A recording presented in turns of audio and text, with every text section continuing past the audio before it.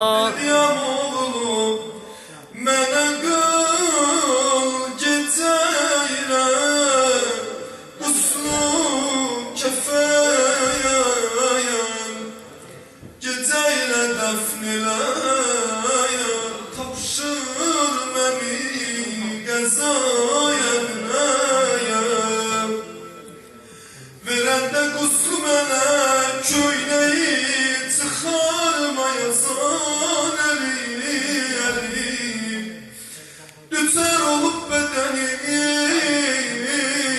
dərdi bir dəvayəm nəyəm, özün nə görsən onu qoyma Zeynəbin də görəyəm, gəlin gedən dədə yaxmayaz o qız hənayər nəyəm, uca deyə Zəhra,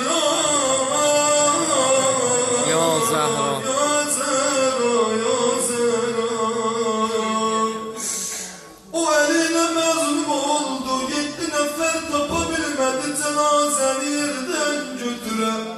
O balaca balalar göndərdi səhabələrin evinə. Salma bir gecənin aləmiydi, gördüm qapı döyülür, gəldim mən filbabı. Qapı döyən kimsən, gördüm Hüseyin üzüm qoyub divara, belə yana yana ağlayır. Dedim Hüseyin, niyə ağlayırsan gecənin bu vaxtı bana?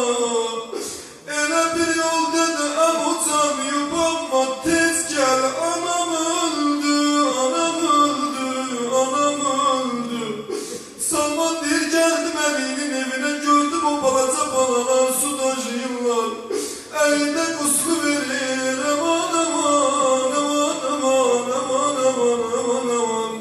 Quslu verəndə əli toxandı uzunan qabırğalara,